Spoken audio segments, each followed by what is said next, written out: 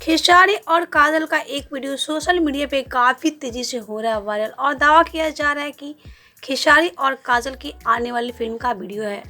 तो इसकी पूरी सच्चाई बताएं और दिखाएं उससे पहले वीडियो को लाइक कर ले, चैनल को सब्सक्राइब कर ले और वीडियो देखने के बाद इसे शेयर करना ना भूलें। तो चलिए बिना देरी के हम आप सभी को काजल और खेसारी का वो वीडियो दिखाते हैं जो कि सोशल मीडिया पे काफ़ी तेज़ी से हो रहा है वायरल और दावा किया जा रहा है कि काजल और खेसारी की आने वाली फिल्म का है ये वीडियो। तो जैसा कि आप सभी जानते हैं कि ये वीडियो 2 साल पुराना है जो कि सोशल मीडिया पे काफ़ी तेज़ी से हो रहा है वायरल। तो हमने सोशल मीडिया पे वायरल होने वाली वीडियो की सच्चाई बता दी। तो आप सभी को इस वीडियो को लेकर क्या कहना है बताएं नीचे कमेंट बॉक्स में।